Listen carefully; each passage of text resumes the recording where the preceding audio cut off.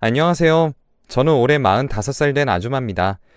저에겐 마음으로 낳은 세상 착하고 마음씨 고운 이제 갓 성인이 된 딸아이가 하나 있어요.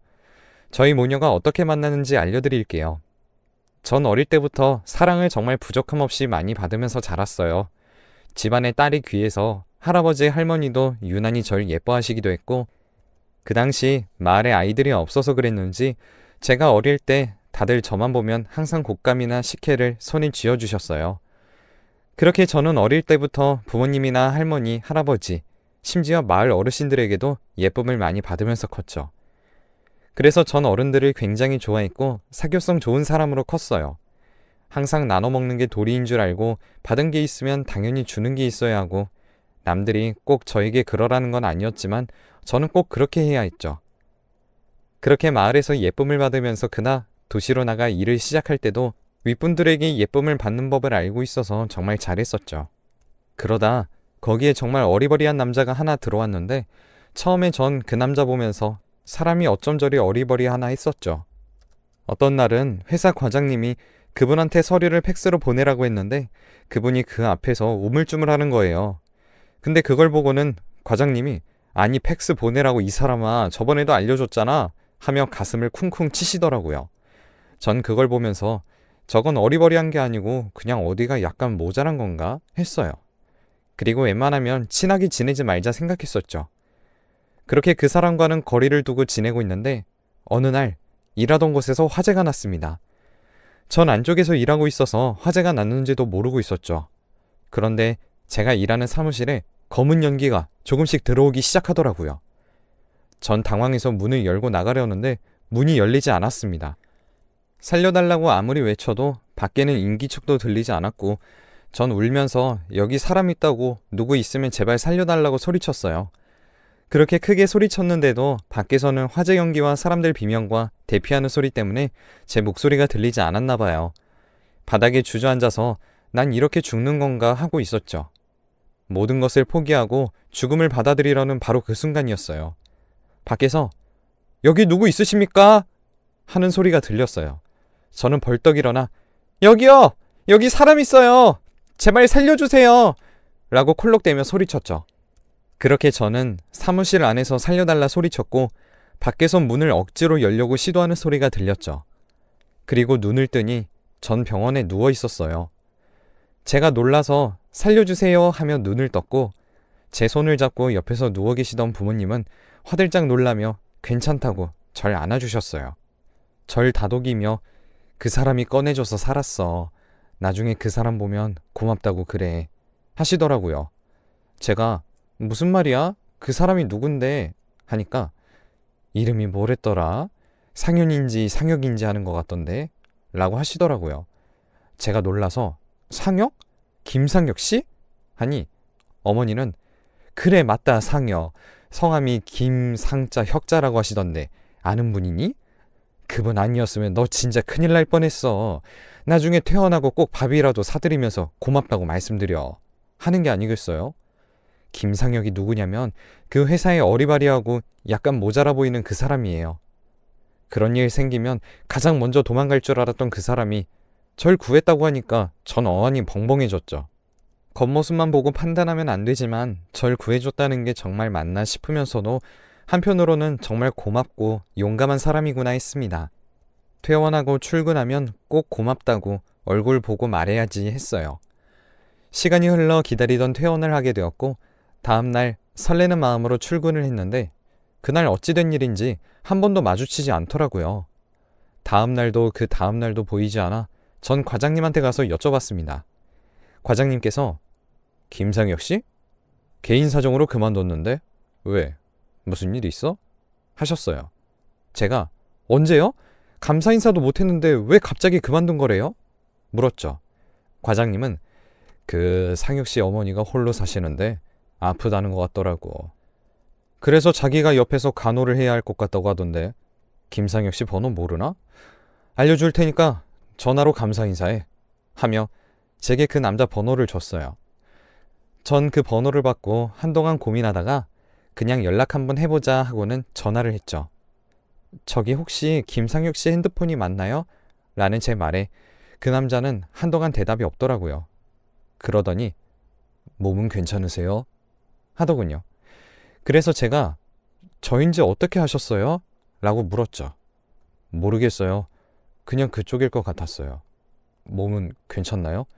무슨 일 때문에 연락하셨어요? 하기에 저는 감사합니다. 퇴원하고 감사 인사 드리려고 했더니 회사에서는 이미 퇴사하셨다고 그래서 전화드렸어요. 제가 꼭 밥이라도 사드리고 싶어서 이렇게 번호를 받아서 연락드리게 되었습니다. 근데 어머님이 아프시다는 소리를 듣게 되었는데 어머님은 괜찮으신가요? 라고 물으니 남자는 또 말이 없더라고요. 그래서 저는 죄송해요. 제가 쓸데없는 걸 물었죠.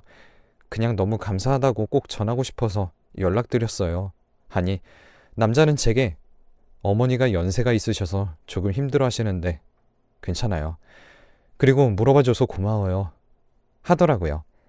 다음에 커피라도 하자고 말을 하고 전화를 끊었어요. 그리고 얼마 뒤 상혁 씨의 어머니의 부고 소식을 듣게 되었고 장례식에 가게 되었죠. 거기엔 상혁 씨가 덤덤하게 앉아있는 것이 보였어요. 장례식장엔 찾아오는 사람도 적었고 가족도 상혁 씨 말고는 보이지 않았습니다. 장례식장에는 회사 사람들로 가득했고 사람들은 각각 도와주며 일을 했죠. 그러다 제가 화장실이 급해서 화장실을 갔어요. 그리고 나오는 길이었죠. 그런데 비상구 계단 쪽에서 우는 소리가 들려 조심히 가보니 거기엔 상혁 씨가 계단 구석에 앉아서 서글프게 울고 있었습니다. 그 모습을 보니 이상하게 제 마음이 찢어지는 것 같았죠. 조문을 끝내고 다들 하나둘씩 자리를 떠날 때 전 혼자 울고 있던 모습이 자꾸 생각나서 자리를 뜰 수 없었습니다. 그래서 그날 상혁 씨가 구해주신 거 이렇게 갚게 해달라고 하고는 상이 끝날 때까지 상혁 씨 옆에 같이 있어 줬어요. 그렇게 어머니를 편히 보내드렸어요. 얼마 뒤에 상혁 씨에게 연락이 왔습니다. 고맙습니다. 덕분에 잘 보내드릴 수 있었어요. 저 혼자라면 못 보내드렸을 것 같은데 누군가 곁에 있다는 게 그렇게 힘이 되는 줄 몰랐어요. 정말 감사해요. 다음에 괜찮으시면 식사 대접하고 싶은데 괜찮으신가요? 라고 말이죠. 저는 상혁 씨만 괜찮다 하면 오늘 저녁 같이 먹고 싶은데 어때요? 하니 웃으면서 좋다고 하더군요. 그래서 그날 저는 상혁 씨와 식사를 했고 그렇게 몇 번의 만남 뒤 저희는 연인으로 발전하게 되었어요. 저희는 서로 정말 의지하면서 잘 만났고 어리바리한 줄 알았던 그 사람은 알고 보니 낯을 너무 가려서 그렇게 보였던 거더라고요. 심성도 너무 착하고 다정한 이 남자를 보니 놓치면 안 될 것 같아서 전 부모님에게 먼저 말씀드린 뒤 허락을 받고 나서 결혼하자고 먼저 말했죠. 상혁 씨는 제게 웃으며 조금만 기다려주면 제가 멋지게 청혼하려 했는데 제가 한 발 늦었네요. 그래도 정말 고마워요. 나처럼 가진 것도 없는 사람 좋아해줘서. 라고 제 청혼을 받아주셨습니다. 그렇게 저희는 작게 결혼식을 올렸고 결혼한 지 3년 만에 아이를 가졌어요. 어렵게 얻은 소중한 아이가 태어나고 어렵게 태어난 만큼 남편은 딸을 매일 금이야 오기야 하며 물고 빨며 매일 안고 살았어요. 자꾸 안아주면 버릇 나빠진다고 그러지 말라고 그러면 우리 공주님 다리 아플까봐 그러지 하며 항상 아이를 안고 다녔어요. 딸은 완전 공주 대접 받으면서 컸죠. 그러다 보니 딸은 아빠가 무조건 자기 편으로 알고 아빠에게 투정이 많은 아이로 컸어요. 그래도 아이 아빠는 괜찮다며 예뻐만 했죠. 딸이 5살이 되던 날 바다에 가고 싶다는 말 한마디에 남편은 아이 옷을 입히고 얼른 바다 보러 가자 했어요. 그날 저는 몸이 좋지 않았는데 딸이 가자고 하도 투정을 부려서 셋이서 처음 바다 보러 가는 날이었죠. 저는 멀미가 나서 남편에게 말해서 갓길에 차를 세우고 내렸고 다급히 내려 구석으로 가서 구토를 했죠. 그렇게 개워낼 만큼 개워내고 몸을 일으키는데 다시 헛구역질이 나오더라고요. 남편은 저 멀리서 제게 괜찮아? 물었고 저는 손으로 괜찮다는 사인을 보냈어요. 그런데 바로 그 순간 남편의 자동차 뒤로 빠른 속도로 달려오던 덤프트럭이 순식간에 남편 차를 들이받았고 그 뒤를 따라오던 차들도 차례차례 저희 차를 들이받았습니다. 순식간에 아수라장이 되었죠. 저는 놀라서 뛰어 올라갔어요. 그런데 경사가 있어서 빨리 올라가지 못하고 넘어지면서 겨우 올라가 남편을 부르며 찾는데 남편이 보이지 않았어요. 급하게 딸도 찾는데 저 앞에 저희 차가 보이더군요. 그래서 힘껏 달려가는데 달려가다 그 자리에서 멈춰서 더는 갈 수가 없었어요. 왜냐면 차 앞부분은 괜찮아 보였는데 뒷부분은 형체를 알아보기 힘들 정도였거든요. 멈춘 자리에서 몸을 떨면서 눈물을 훔치다 울며 천천히 차로 다가갔어요. 제발 아니길 바라며 천천히 다가갔어요. 도로는 비명으로 가득 찼고 저는 차로 가까이 다가가 딸이 살아있길 바랬어요. 가까이 가보니 아이가 살아있을 가능성은 적어 보였습니다. 혼자서 미친 사람 마냥 울면서 차 뒷부분을 잡아당기며 소리쳤어요. 도와달라고, 아이가 타고 있다고. 그걸 듣고 거기 있었던 사람들이 몰려왔고 사람들이 같이 아이를 구하기 위해 힘을 썼지만 어림도 없었죠. 조금 있으니 구급차랑 경찰차, 소방차가 도착하고 구급대원들이 분주하게 움직였어요. 제가 울며 제발 딸을 살려달라, 그리고 남편을 찾아달라 말하니 저에게 진정하라고 말할 뿐이었어요. 그날 구급대원들이 차 뒤를 개방하고는 찾았습니다! 라고 하더군요. 제가 그 소리에 미친 사람처럼 뛰어가니 갑자기 구급대원들이 막아섰죠. 제가 뭐 하는 거냐고 이거 놓으라고 발악했더니 절 잡고 가면 안 된다고 하더군요. 그때 절 잡고 있던 구급대원의 무전기로 아이를 발견했는데 형체를 알아보기 힘듭니다 하는 소리가 흘러나왔죠. 그 소리를 듣고 바로 기절한 것 같아요. 그렇게 보고 싶다던 바다도 보지 못하고 그날 전 남편과 아이를 잃었어요. 그리고 저만 살아남았죠. 아이의 시신은 건졌지만 남편의 시신은 찾을 수가 없었어요. 덤프트럭이 치면서 튕겨나서 찾을 수 없는 건지 아니면 다른 이유인지 모르겠지만 경찰 쪽에선 최선을 다하고 있다고 할 뿐이었죠. 그렇게 일주일이 흘렀고 가드레일 너머에서 남편의 시신을 찾았습니다. 저희 부모님께서 정신이 나간 절 대신해서 아이와 남편을 보내주었어요. 저희 부모님은 남편과 아이의 장례식장에서 너무 울다 혼절하시고 저는 미친 사람 마냥 넋을 놓았어요. 그렇게 아이와 남편을 한순간에 잃으니 한동안은 집에서만 생활했습니다. 집은 아이와 남편을 잃기 전 상태에 머물렀고 누군가 초인종을 누르면 남편이 살아 돌아왔나 해서 뛰어나가 문을 열었죠. 문을 열고 아니란 걸 알고 실망하기를 반복하던 어느 날 집에 엄마가 찾아왔어요. 너 언제까지 이렇게 딸이랑 김서방 붙들고 살 거야? 산 사람은 살아야지 이거사. 너 이러고 있는 거 알면 김서방이 좋아할 것 같아? 네 딸은 엄마가 이러고 있는 거 알면 그 어린 게 얼마나 마음 아프겠어. 너도 슬픈 거 다 알지. 그리고 너도 이러다 잘못될까 내가 너무 불안해. 제발 이제 너도 살아. 하는데 그 말을 듣고는 엄마에게 정말 미안해졌어요. 그렇게 사고가 나고 남편과 아이를 놔주지 못했던 게 벌써 7년 정도 되었더군요.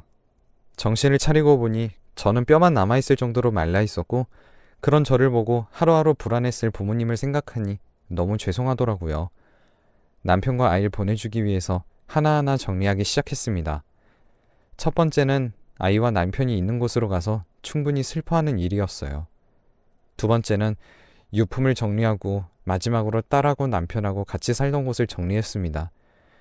거기에 살면 제대로 보내주지 못하고 매일 울면서 그리워할까봐 하나하나 흔적을 지워갔어요.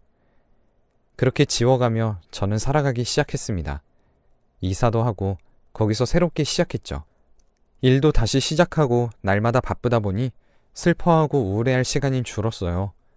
그렇게 아이와 남편을 놓아주고 일을 시작한 지 5년이 되었을 때 한 아이를 만났어요.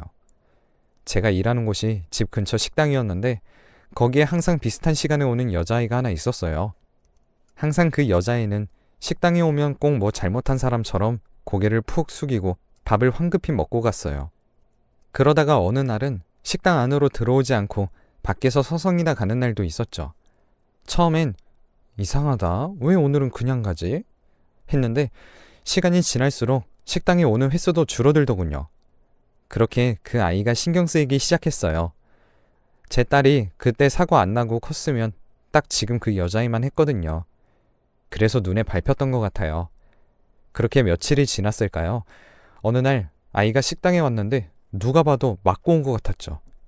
그래서 아이에게 너 오늘 꼴이 왜 이러니? 무슨 일이 있었어? 응? 아줌마한테 말해봐. 요즘 잘 오지도 않던데 지금 이거랑 관련이 있는 거니?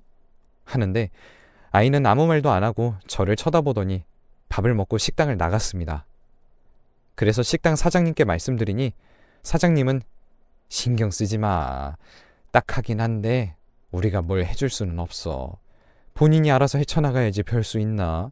하며 주방으로 들어가셨죠. 그래서 사장님을 따라가 그게 무슨 말이냐고 물으니 사장님은 저 애 여기 언덕이 보육원에 있는 앤데 어린 게 딱하긴 한데 음침한 게 여기 사람들은 별로 안 좋아해. 애가 무슨 생각인지도 잘 모르겠고 그리고 저 애 무슨 귀신 들렸다는 소리도 있던데 자기도 잘해줄 생각하지 마 하더군요. 그래서 조금 알아보니 5살의 부모에게 버려졌고 그 후 말도 안 하고 저렇게 음침하게 산다고 하더라고요. 근데 저는 그 아이를 외면할 수 없었어요. 왜냐면 자꾸 그 아이 얼굴에 저희 딸아이가 겹쳐 보였거든요. 외면할 수가 없었죠. 그래서 저는 그 아이를 계속 주시했고 말을 걸며 다가가 친해졌어요. 동네에선 사람들이 저 몰래 수군거리기 시작했나 보더군요. 전 그 사실을 모르고 있었어요. 그러다 어느 날 그 아이와 근처 공원에서 음료를 마시는데 아이가 제게 아줌마 이제 저한테 아는 척 하지 마세요. 아줌마가 자꾸 잘해주니까 제가 아줌마한테 기대게 되고 또 동네 사람들이 아줌마한테 손가락질하는 거 보기 싫어요. 라고 말하더라고요. 제가 아줌마가 얘기했었나? 아줌마한테는 참 다정한 남편하고 눈에 넣어도 안 아플 예쁜 딸이 있었다고. 근데 한 12년 전에 사고로 죽었어. 같이 바다 보러 가던 날이었는데 나만 살고 다 죽었어. 그 후로 동네 사람들이 나만 보면 손가락질했어. 혼자서 살아 돌아왔다고. 남편이랑 딸 잡아먹고 살아남았다고. 그래서 그 2사람한테 미안해. 나만 살아서. 하니 아이는 깜짝 놀라더군요. 그러면서 아줌마라도 살아서 다행인 거죠. 딸이랑 아저씨는 유감이지만 그래도 아줌마라도 살아서 그 2사람은 다행이라고 생각할 거예요. 하며 절 위로했습니다. 그런 아이의 머리를 쓰다듬으며 고마워. 근데 아줌마가 하고 싶은 말은 아줌마는 괜찮다고 누가 손가락질해도 아줌마는 한번 겪어봐서 남들이 손가락질하고 욕해도 괜찮다고 말하고 싶은 거야. 너만 아줌마 안 불편하면 그걸로 괜찮아. 아줌만 널 보면 죽은 딸이 생각날 때가 있거든. 살아있으면 딱 너 나이야. 그래서 그런지 네가 자꾸 눈에 밟히네. 그런 내가 불편하니? 물으니 아이는 잠시 말을 주춤하다가 그게 아니고요. 제가 처음으로 진짜 사랑을 받아보니까 너무 좋은데 저 때문에 다른 사람이 상처받으면 안 되잖아요. 하더군요. 그래서 저는 아이에게 아줌만 진짜 괜찮아 하고는 안아주었습니다. 그렇게 주말만 되면 아이는 제게 전화했고 도시락을 만들어 봄에는 꽃 구경 가고 가을엔 낙엽 구경하고 겨울엔 눈꽃 구경하며 보내다 보니 벌써 아이와 알게 된 지 2년이라는 시간이 되었고 그동안 서로 많이 의지하며 살게 되었어요. 그러다 제가 어느 날 같이 밥을 먹다가 내가 부탁이 있는데 들어줄 수 있니? 하니 아이는 고개를 갸우뚱하며 뭔데요? 라며 묻더군요. 저는 아이에게 너무 부담 갖지 말고 아줌마는 너가 너무 좋아서 이젠 같이 살고 싶어. 내 욕심일지도 모르겠지만 아줌마랑 같이 살면 정말로 부족함 없이 아낌없이 사랑해 줄게. 바로 대답해달라는 건 아니야. 네가 잘 생각해보고 아줌마한테 말해줘. 하니 당황한 표정이었죠. 저라도 당황스러울 것 같아요. 친해진 지 얼마나 되었다고 벌써 그런 소리 하나. 저라면 미쳤다고 생각할지도 몰라요. 그런데 아이는 제게 너무 갑작스러워서요. 그렇다고 싫다는 건 아니지만 저한테 시간을 조금만 주세요. 라고 했습니다. 저는 그래 생각해보고 연락 줘 했습니다.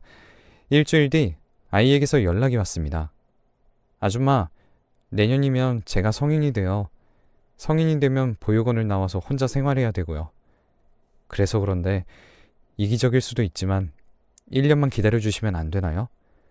1년 뒤에 제가 성인이 되면 그때 엄마가 되어주세요. 라고 하더군요.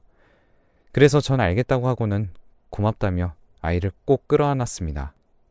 1년이 흐르고 아이가 성인이 되어 지금은 입양 절차를 밟고 있습니다. 성인이 된 아이의 입양은 제가 생각한 것보다 까다롭더군요. 그래도 간단하게 되는 것보다 이렇게 철저하게 되는 게 더 마음이 놓이는 것 같습니다. 아이는 공부를 열심히 해서 지금은 서울권에 있는 대학교에 입학을 하였고 대학교 생활도 열심히 하는 중입니다. 지금은 학교 기숙사 생활을 하지만 주말이면 이제 보육원이 아닌 집으로 오게 되었고 아이는 전보다 표정도 더 밝아지고 행복해 보입니다. 아직 서류상엔 저희는 남으로 되어 있지만 아이는 작년부터 저에게 엄마 엄마 하며 잘 따르고 있습니다.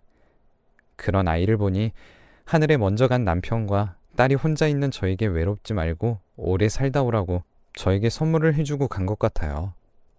그렇게 저도 이젠 하루하루 행복하게 살아가고 있어요. 이제 서류가 90% 완료되어 곧 있으면 제게 진짜 딸이 생기네요. 지금까지 제 이야기 들어주셔서 감사합니다.